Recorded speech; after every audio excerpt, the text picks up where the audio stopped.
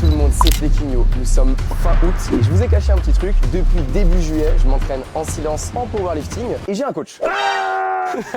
Fallait que je fasse une intro quand même. Ça me fait déjà plaisir de t'inviter sur la chaîne de nouveau. Et puis il y a des petits trucs à dire quand même. Il y a pas mal de trucs à dire. Donc j'aime bien ce que tu as dit en silence, t'as bossé. Donc, début juillet, Fleck il me dit Pana, tu m'as matrixé. La propagande a marché, je vais faire une compète de power. Du coup moi je dis gros, let's go, c'est parti. En gros les gars sur ma chaîne, j'aime beaucoup me lancer les challenges. Après Ninja Warrior, du coup là ça va être une compétition. Est-ce que tu peux la présenter? Yes, alors du coup c'est la compétition du Silent Worker Meet. Donc elle aura lieu mi-décembre. Et l'objectif à cette compétition c'est de te faire participer au prime time. Donc en gros tu auras un adversaire, il y aura un face à face avec un adversaire. On va trouver l'adversaire, toi et moi on a une petite idée. On va organiser les contrats, on va faire les signatures. Et après on va officialiser tout ça. Mais quoi qu'il arrive, ton adversaire est chaud et il faudra que tu sois bouillant aussi. Donc il y a du travail encore. Ouais, il y a du travail. Sachant que j'ai commencé le power, j'étais en fin de sèche. Mes perfs elles étaient au plus bas. Et donc là c'est le premier bilan aujourd'hui, on va casser. Ouais, là aujourd'hui ça va être RP10 sur les 3 mouvements. Donc l'objectif c'est de voir en 1 mois et demi de travail à peu près, un peu moins de 2 mois, qu'est-ce qu'on a réussi à faire. Sachant du coup tes perfs à la fin de sèche c'était. J'avais 185 au squat, sachant que mon max c'était 192, donc j'avais bien conservé au squat. Ouais, ça va. Ça va. Au bench j'avais passé que 115. Ah gros, ça c'est Impardonnable. ça c'est chaud. En vrai avec les glucides que j'avais diminués, Ouais, je me sentais vraiment faible. Et au terre j'avais passé que 200, j'avais pas passé 210, j'avais pas réussi. Ouais, c'est vrai. Donc en vrai il y a de quoi. Il y a de quoi. To the moon, là, il y a là. de quoi to the moon. Donc est-ce que tu veux spoiler les objectifs maintenant ou pendant l'entraînement? Pendant l'entraînement. Ok, Pendant l'entraînement, je demanderais qu'est-ce que le coach veut que je fasse au minimum. Qu'est-ce qui est bon contrat? J'ai des bonnes idées et franchement si tu fais ces perfs là, en vrai pour un power t'as un bon niveau. C'est des perfs que tous les powers sont pas capables de faire. Mais en vrai pour moi ce serait des perfs dans la moyenne de ce qui se fait en powerlifting. Et du coup si en 2 mois d'entraînement t'arrives à faire des perfs qui sont dans la moyenne de ce qui se fait en powerlifting, en vrai ce sera pas mal. C'est pas trop mal. En vrai c'est pas mal. Et les gars, le but dans ce challenge, c'est aussi de vous montrer que peu importe du niveau auquel on part, on peut tous atteindre en tryhardant. Parce que Flequinho, c'est pas un homme fort de base. Mais Flequinho, il veut être un homme fort, comme ce petit bonhomme là. Du coup, on va aller s'échauffer, s'entraîner et c'est parti. Qui dit grosse séance dit bon petit pré-workout, alpha pré-workout. Moi, je préférais le pré-thermo, mais Pana, il m'a dit non, pré-thermo, c'est pas fou. Du coup, bon, on suit les conseils. Et puis c'est parti, on va s'échauffer. Quel acteur.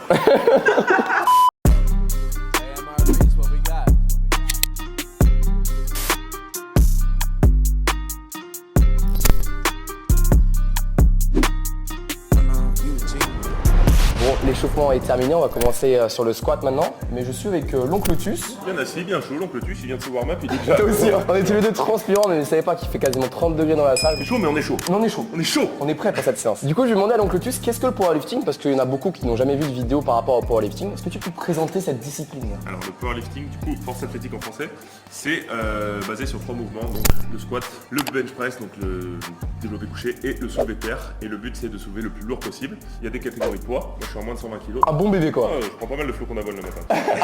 Pas autant que moi, c'est pas possible. Et du coup, le but c'est d'être le plus performant possible. Donc c'est tout simplement quantifiable en fait, c'est juste soulever le plus de kilos possible avec évidemment des juridictions bien précises, avec des arbitres qui vont vous dicter comment faire le mouvement. Donc là, je vais essayer de produire les mouvements les plus propres possibles. Évidemment, ce sera pas un standard de compétition. Mais il faut que je m'y prépare si en décembre. Prépare quand même, hein. Il faut quand même essayer de se préparer au standard de compétition à l'entraînement aussi, tu vois. Parce que le but de ça, c'est que si t'es jamais vraiment au standard, quand t'arrives en compétition, Ok, voilà ce que c'est le powerlifting. Et l'oncle Tus, il m'a aussi dit un truc, donc peut-être qu'il ne passera pas aujourd'hui, mais si je passe 205 au squat, qui est énorme, il m'a dit je fais la même au bench. Je montre un petit peu la différence de niveau pour l'instant, mais. En vrai, je l'aurais bien fait aujourd'hui, mais je t'avoue que j'étais fatigué. Je me trouve une petite excuse, mais samedi. On mettra un clip, voir si elle est validée. Je vais juste regarder, et puis samedi, peut-être que dans tes DM, t'auras une petite vidéo qui arrive. Petit DM de l'oncle Tus. Enfin, l'oncle Tus qui a pas de téléphone, donc il va pas DM grand chose.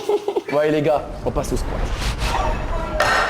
Donc là, ce qu'on va faire, c'est une montée en gamme. Objectif du coup, c'est de faire une rep avec la charge la plus lourde possible. J'ai commencé à 70, là je passe à 120, 150. Le but, c'est de m'échauffer sans me fatiguer, de faire très peu de reps. Et ensuite, boulot. Allez, voilà, montée en gamme. C'est là, tu clignes des yeux, t'es fini. Tu la vois même pas. Je sais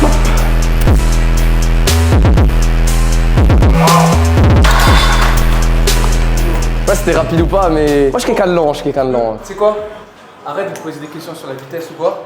Peu importe, on a le plan dans la tête. On exécute. Voilà, c'est ça. Des fois, tu sais, il faut regarder, dire ouais, ok, aujourd'hui, je vais mettre ci aujourd'hui. Là, aujourd'hui, si on fait ton max. Max, y a pas de réflexion, ouais. Max, il n'y a pas de ah, peut-être. On a le plan 182, 192, 200. Pour 192,5 qui est mon ancien record avant que je commence. En vrai, je pense aujourd'hui 200. Aujourd'hui, il faut atteindre cette barre. Ça fait quand même longtemps que je la sers. C'est plus psychologique. En fait, il y a un peu une barrière. Tu sais, c'est comme le 200 au terre au début. Là, honnêtement, je pense qu'aujourd'hui, tu la passes. Maintenant, même si tu la passes pas aujourd'hui, des fois, il faut se confronter à une barrière pour l'exploser au bout d'un moment, tu vois. Bien sûr. Donc aujourd'hui, on fait 192. On voit comment 192 passe. Si elle passe avec la possibilité de faire 200, on fait 200 direct. Ok, ça j'aime bien. Là, il y a la petite boule au ventre qui arrive, mais Non, c'est pas grave. On l'accepte. Faut la dompter. je vais la dompter, gros. Allez, boy, on y va. Bien sur la barre. Allez gros, c'est la petite touche d'adrénaline là, on va la dompter celle-là. Allez boy. Allez, c'est du contrôle là. Ça c'est léger, on se met en jambes. Allez, direct.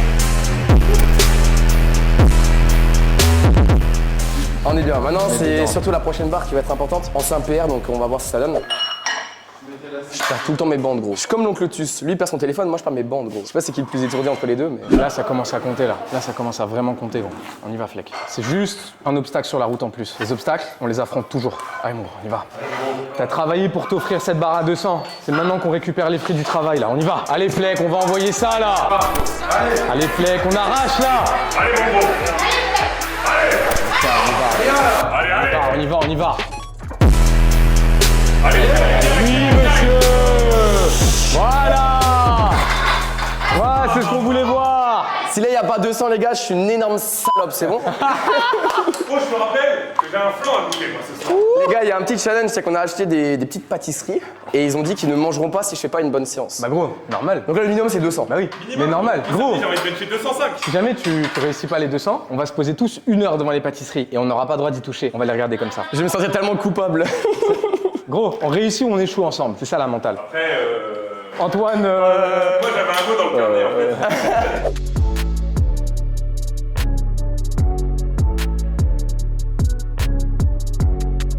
Allez Fleck, on y va gros, c'est le moment de vérité là. Y a aucun doute à avoir, c'est juste une répétition. Tu nous fais la même que celle d'avant et tu la passes. Les 200 kilos doivent tomber aujourd'hui. On joue plus là. Gros, la barre ou toi, c'est la barre ou toi. Allez gros, envoie ça. Envoie, on tient. C'est dans la tête, là c'est dans la tête. Voilà. Oh gros. C'est ça qu'on voulait. Oh mon gars, ça fait trop plaisir, Ah, gros, magnifique. Et il y a de la marge en plus, hein. L'amplitude est bonne? Bah oui.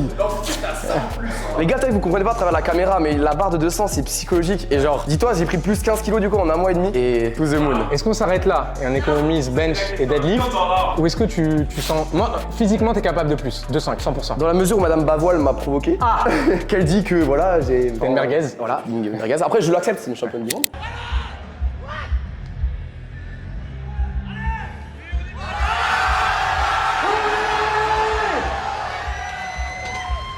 Et du coup, Mais il veut y a- bien essayer de passer 205. Ah oui, Oula. et on a oublié le truc. Si je squat 205, il bench 205 samedi. Moi, je fais des challenges comme ça, voilà, j'ai pas honte de. Là, c'est deal. Un petit peu chaud, moi, dans la vie. Fleck, les 200 kilos sont passés beaucoup trop facilement. Là, ce qu'on va faire, c'est qu'on va faire un chargement officiel de compétition. Donc chaque bague, je te laisse sous-peser, chaque bague fait 2,5. Et du coup, en compète, la bague, elle est obligatoire. C'est-à-dire que pour charger une barre, il faut forcément prendre en compte le poids des bagues. Ok. Donc en gros, si tu veux faire 205 kilos, bah là, à l'entraînement, on peut prendre un 2,5 et rajouter un 2,5. Mais en compétition, il n'y a pas, c'est obligatoirement la bague. Donc ça, c'est une barre officielle, compétition 205 kilos. Donc là, ça marque l'officialisation. un Là, peu. c'est officiel. Là, c'est réel. C'est très réel. Du coup, je vais la serrer et maintenant, bah, c'est ce qui te reste à faire, gros. Y a plus qu'à la pousser. C'est Gros. ce qui te reste à faire. Franchement, tu la passes, 100%. Vas-y, je vais pisser. Fais le petit pipi de stress, on y va. J'ai tout kiffé, là. On y va. Fleck, on va envoyer ça. Fleck, c'est dans la tête. Allez, gros, allez. Ah, on a chargé, c'est pour la faire. Allez, fais-toi confiance. Allez, mon gros, allez, mon gros, allez. On y va. Allez, allez, C'est dans la tête, là, c'est dans la tête. On envoie. Allez, mon gros, allez. On y va. Voilà.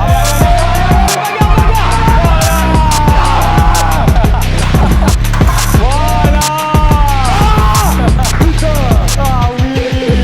Ah gros, il a bagarre. Magnifique. Là, c'est un peu ouais. 10. C'est officiel. Je dois passer 250. Allez, ça c'est bon ça. Les gars, j'ai quand même passé plus 20 par rapport à il y a 1 mois et demi. Ce qui est plutôt correct. Attention, faut rester concentré sur un truc. En compète, c'est 3 essais, 3 mouvements. C'est-à-dire qu'il faut pas griller tout ton potentiel énergétique sur un essai, une barre. Donc là, faut. Là, on s'arrête au squat 205. On redescend, on souffle, on se réchauffe au bench et on fait remonter la pression. Là, on est que sur un tiers de la Là, c'est un séance. tiers. Les gars, faut pas sous-estimer le bench. Souvent, après le squat, on se dit, ouais, tranquille, le bench, c'est la pause, tu vois. Bon, bah, on va se mettre dans notre bulle et on passe sur le bench.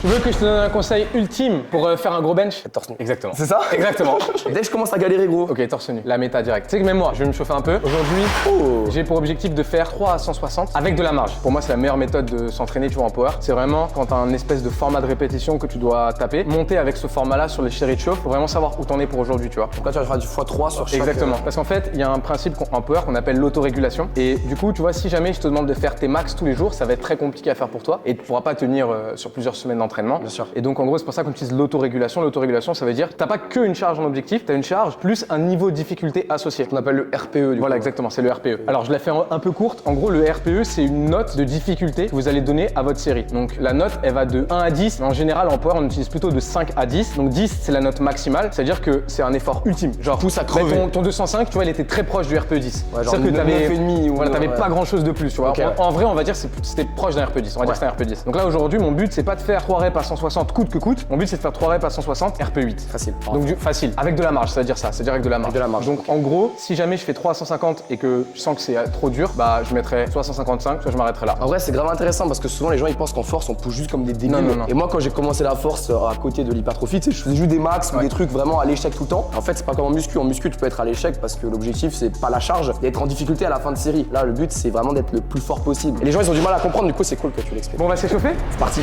Allez le F, on envoie! Oui monsieur. Allez, on en fait 3. Yes. Yes, bien. Fais juste attention à un tout petit détail. Rappelle-toi, on veut pousser un peu vers l'arrière parce qu'on a le leg drive. Il faut pas non plus trop pousser vers l'arrière. En fait, par rapport à la gravité, si jamais là, il y a la barre qui appuie ici, tu vois, en fait, c'est dans l'alignement de ton épaule. Ok. Et du coup, c'est une position stable, tu vois. Par exemple, tu peux déraper une barre à 150 et rester 15-20 secondes avec. Ouais. Parce qu'en fait, d'un point de vue de mécanique, c'est une position très avantageuse. Par contre, tu vois, si tu vas là, Ah oui, ouais. là, tu peux plus parce qu'il n'y a plus la ligne avec ton épaule. Donc, on veut pousser vers l'arrière, mais en fait, on veut aller progressivement vers l'arrière. On veut pas trop pousser vers l'arrière parce que là, à 100, tu peux le faire, mais si tu fais ça à 110, 120, tu vas te trouver dans une très mauvaise Mode position. guillotine quoi. Ouais, soit en mode guillotine et tu vas lâcher, soit en fait, tu vas pousser tout droit et puis après, tu vas pousser derrière et tu seras dans une très mauvaise position. Ok. Non, en vrai, 125 ça passe, sûr. Bah oui. Maintenant, c'est. Non, flex. Je tolère pas la faiblesse aujourd'hui. On a dit, des fois, il faut s'écouter en mode non, là, aujourd'hui, c'est simple. T'as une mission. La route, elle est toute droite. Tu mets pas un GPS quand tu dois aller tout droit. C'est le premier degré. Je vais à la salle tous les jours, je mets quand même mon GPS. En compétition, il y a 2-3 ordres. Là, les ordres qui nous intéressent, en fait, c'est vraiment l'ordre pousse. Donc en fait, on se place, on stabilise et l'arbitre dit presse et c'est seulement là qu'on a le droit de repousser la barre. C'est ce qu'on appelle la claque en fait, c'est la pause. Donc là, Fleck, il va arriver en bas, quand il aura stabilisé, je lui donne l'ordre. Il va gros, c'est dans la tête là. 3, 2, 1. Tu l'as fait plein de fois, On la bombarde. Presse. Yes. Tu conseilles combien pour la suite? 30. Bah oui. Gros, on va pas faire des 127,5. Non, 130. 130, on a un ouais. objectif, on est venu pour les 130. Si tu fais 127,5, est-ce que tu seras content? Non. Voilà, donc ça sert à rien. Si tu me dis ouais, 127,5, je suis trop content, bah on fait 127, ça servira à rien, tu vois. Non, 130. Voilà, 130. Comme t'as dit, trajectoire, je trouvais pas ouf. En fait, je trouve que t'as mal transféré le leg drive dans la barre. Ok. En fait, vraiment, visualise le truc comme une vague. En fait, la vague, elle commence au niveau de tes pieds et tu pousses vers l'arrière. Et c'est-à-dire que si t'as pas un bon rythme de pousser sur les jambes, tu transfères mal, bah tu vas pas vraiment être puissant en haut, tu vois. Ok. Pour ceux qui comprennent pas, leg drive, c'est en gros, on utilise la force des jambes pour pousser sur la barre. Exactement. En gros, c'est ça. Tout comme par exemple au squat, tu te sers du dos. L'axe de poussée principal au squat, c'est les jambes, mais en fait, on se sert du dos aussi pour pousser. Bah voilà, au deadlift, tu te sers et du dos et des jambes. Bah au Sûr. bench, c'est pareil, tu te sers aussi des jambes pour pousser, tu vois. Donc là, 130 kg. Là, 10 bonnes minutes de récup. Ouais. En compète, en général, t'auras entre 8-10, donc ce serait bien qu'on prenne ça à peu près. 8-10. Donc là, on va faire de dos et on revient. Allez, Fleck, y a pas le choix là, je veux une bagarre. Allez, mon gros, allez! 3, 2, 1. Allez, envoie! Presse. Au bout. Tout seul. Ah, gros. T'avais fini. Gros, t'avais fini. Moi, j'étais en mode c'est bon. Gros, on va pas s'arrêter là. Tu sais que j'étais persuadé que c'était Non, t'avais fini, j'arrivais fini. pas à dérouiller, gros. En fait, c'est quoi? J'ai vu, t'as fait une grimace quand t'es arrivé en bas, en mode c'est mort. Mais regarde où t'as fini. Putain. Ouais, gros, là c'était juste tendre les bras. Moi, je pense qu'on y retourne. Tu te sens comment? Ouais, je me laisse vraiment pas mal de temps et On y retourne. On Gros, à la guerre. là c'est dans la tête. Là, je te le dis, c'est dans la tête. Là où t'as raté, c'est pas de la force. Si tu rates pour de la force vraiment, Je sais pourquoi. tu vas rater là, tu vois. Je sais pourquoi. Ah oui, voilà. On avait dit, quand ça devient dur, on enlève le t-shirt. C'est le jutsu ultime.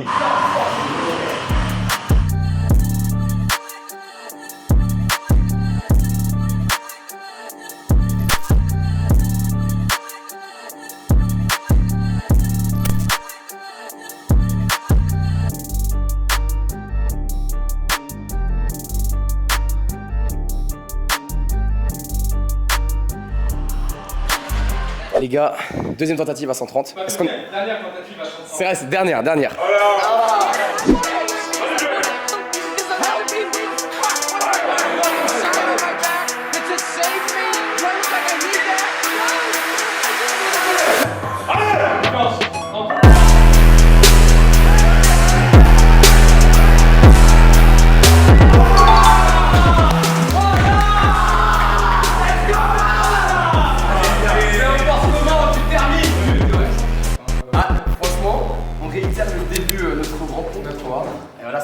Non, franchement, là, en fait, tu vois, t'as fait exactement la même qu'avant, et sauf que là, t'as le obligé de pousser. Ouais, t'as le bout. Alors, par contre, je pense que même toi, tu me rejoindras là-dessus. La sécurité, toujours. Là, tu vois, il y avait 2 personnes de chaque côté, on était là pour sécuriser, donc ça sert à rien de faire un effort extrême sans sécurité, que ce soit au squat ou au bench, mais quand il y a les sécurités, tu pousses et tu t'en fous. Si t'as tes partenaires qui sont là, ils t'aident, tu vois, si tu la rates, là, gros, moi, j'allais pas t'aider. Ah non, là, gros, c'est bon. Là où t'étais, j'ai dit, s'il rate là, gros, au bout d'un moment, si Dieu il te rappelle à lui, c'est ton heure. Si Ressus te rappelle à lui, c'est ton heure. Moi, je m'interpose pas, tu vois. Non, putain de bench. Franchement, ça fait plaisir. Ouais, de ouf. Il reste plus que des lifts et on aura... Et là, t'es au-dessus des estimations. Parce que je te dis ce que j'avais pronostiqué au squat, j'avais pronostiqué 200. Ok. Au squat, donc t'as fait 205, donc t'es au-dessus. Bench, j'avais pronostiqué 130. Et j'avais dit, ce serait vraiment bien de passer 130 surcalibré, parce que le passer à Fitness Park, Technogym, c'est pas tout à fait pareil. Ah ouais. Et maintenant, deadlift, je te dis pas mon prono, mais je veux voir quelque chose. Ok, on va se battre, on va bien s'échauffer et puis on va se mettre dedans. Les gars, troisième mouvement, soulevé de terre. Peux-tu expliquer ce qu'un bon soulevé de terre? En gros, le mouvement principal, c'est une extension de la hanche. Ok. Donc en gros, quand tu es penché, quand tu vas chercher ta barre, tu es en position de flexion de hanche. L'objectif, c'est à partir de cette position de faire une extension de la hanche. Et en gros, les muscles principaux de l'extension de la hanche, ça va être fessier, adducteur. Par contre, il y a aussi la composante dos, parce que si tu as une bonne action des jambes et des hanches, mais qu'au niveau du dos, ça suit pas, c'est pas bien. Et donc du coup, l'action principale au niveau du dos, ça va être vraiment une contraction maximale des grands dorsaux. Et du coup, en fait, créer une position, maintenir la position. Et en fait, une des manières les plus simples de comprendre le deadlift, c'est la notion de tirage poussé. Donc en fait, tu fais un tirage avec le haut du corps et tu pousses avec les jambes. Voilà. Okay. Ceux qui me suivent depuis un petit moment savent que j'étais en sumo, que mon maximum était 2,30 avec des sangles. Je suis passé en tradi, ouais. Sans sangles du coup. Ouais, parce qu'en compétition, les sangles sont interdites. Alors en compétition, strongman c'est autorisé, mais nous on fait du power, pas du strong. J'ai une tête d'être un strongman. Oui, oui. Mais du coup, ouais, donc si jamais vous voulez faire des compètes de power, moi évidemment, le conseil que je vous donne, c'est le plus possible, habituez-vous. Alors il y a 2 manières de grip. Il y a soit le double pronation, mais en hook. Donc en fait, on intercale le pouce entre la barre et les doigts pour en fait faire une espèce de sangle avec le pouce. Soit du coup la prise mixte. Alors la prise mixte, évidemment sur internet on voit souvent des gars qui se déchirent le biceps en prise mixte. Ce qu'il faut vraiment comprendre, c'est que c'est comme tout. Par exemple l'eau, si vous buvez 50 litres d'eau dans une journée, il y a des chances que vous en mouriez en fait. Et à côté de ça, l'eau c'est quelque chose de vital pour vivre. Donc tout ça pour dire que comme beaucoup de choses, c'est une juste mesure qu'il faut avoir. Si jamais votre main du coup elle est vraiment en flexion comme ça, bah là vous voyez mon biceps il est engagé. Et vous voyez en fait évidemment les biceps ne sont pas faits pour supporter 200 kg à bout de bras. Et donc c'est là où en fait le biceps il lâche. Donc si jamais vous avez les bras tendus, en tendant les bras en fait, je mets pas mon biceps en contraction, donc il n'y aura pas une grosse contrainte dessus, et donc ça minimise grandement le risque que mon biceps se déchire en prise mixte. Donc la prise mixte c'est pas aussi dangereux que les gens veulent le faire croire, sauf si vous faites n'importe quoi. Mais du coup comme j'ai dit, en fait en faisant n'importe quoi, si jamais vous traversez la route sans regarder à droite à gauche, sans attendre le feu rouge, là c'est faire n'importe quoi, vous allez mourir. Par contre si vous attendez d'être sûr que le feu est vert pour les piétons et vous regardez à gauche à droite, bah là vous pouvez traverser de façon safe. C'est exactement pareil avec le deadlift du coup. Sur ces belles paroles, 170 kg tradi, prise mixte. Allez gros. Oui, bien, bonne technique. Yes. Allez, voilà. Allez, dernière. Yes, très bien ça. Good job. Impeccable, technique millimétrée. Là, tu te mets en place, tu tires, elle a déjà décollé. Allez, bombarde-moi ça. Oui, monsieur. Ouais. Voilà, c'est ça que je voulais voir. Tu vas voir tout ça. De 15, de 25 direct, et puis après, bah... To the moon.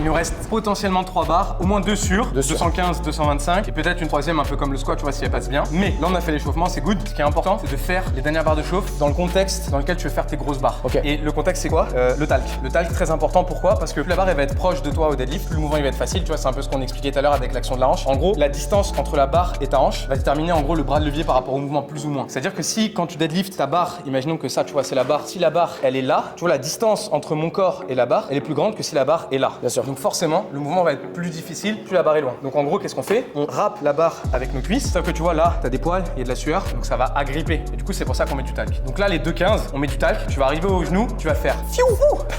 Ok, 2,50 direct. Ok, ça me va, mais. Bon, du coup, c'est un petit moment d'intimité Oui. que je te propose. Alors attention, quand vous mettez du talc, ne faites pas avec la main, n'étalez pas avec la main, parce que du coup, bah, en fait, sinon après vous avez du talc dans la main et vous allez lâcher la barre. Donc là, et on étale avec le bas de la bouteille. Flequinho, je vais te demander d'être respectueux avec cette barre à 215. Voilà, Lui respecté. fais un boulot. Un boulot. Voilà, s'il te plaît. Comme au caméraman. Pas le L quoi, le L. Parce que là, il était intéressé.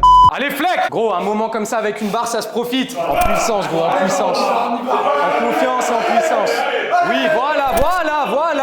C'est exactement ça. C'est exactement ça. Donc 2,25. Sur aucun doute. Et je pense qu'après, 2,32, la cerise sur le gâteau.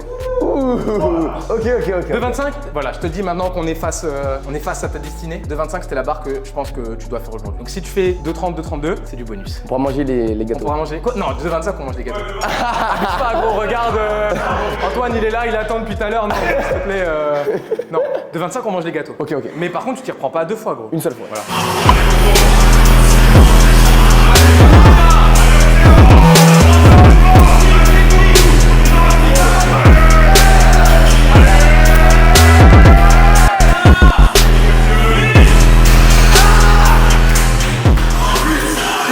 En vrai les gars, l'ammoniac c'est trop bizarre. Ça sent comme la piscine comme ça. Je te jure, ça sent la natation.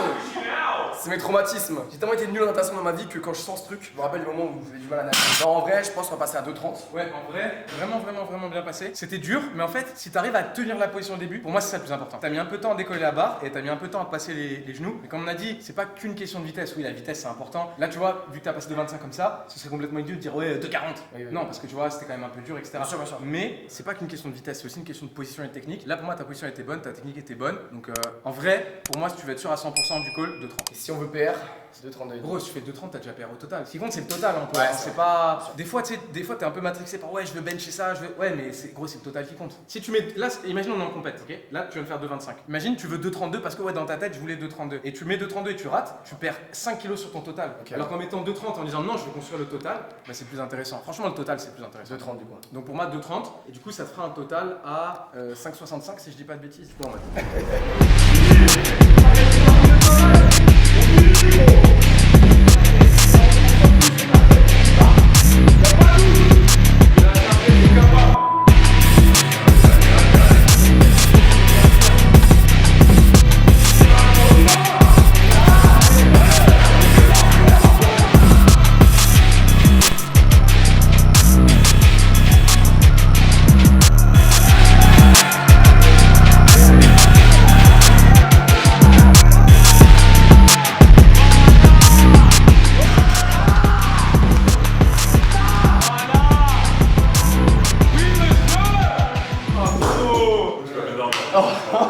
Les gars, ce soir, Déjà, bah, le festin de pâtisserie qui nous a fait. Déjà. Non, franchement, déjà c'était le call. Pile ce qu'il fallait. je l'ai bien sniffé là. Ouais, Là, c'était gros, bien. j'ai fait. Damn. Tu vois, si t'avais vu le même avec Thibaut, genre. Un gros SO à Thibaut. Genre, il y a un mec qui avait repris le. Ouais. Il a écrit tous les moments, il fait ça, tu vois. Genre au moment où il fait son intro de vidéo. J'ai kiffé. Franchement, j'ai kiffé. Et là, tu vois, après cette séance d'aujourd'hui, je suis un powerlifter, Nicolas. Oh. Et attends, j'arrive. Je reviens. Je t'avais promis un cadeau. Oh oui. Bon le mec, je t'avais promis une surprise et j'allais te le donner que si tu faisais une bonne séance. Une séance de powerlifting. Du coup, tu n'es pas sans savoir qu'en compétition de powerlifting, il y a un truc qui est indispensable. Genre, t'as le droit de ne pas avoir de genouillère, t'as le droit de ne pas avoir de ceinture, de bon poignet. Mais il y a un truc que tu es obligé d'avoir. C'est quoi?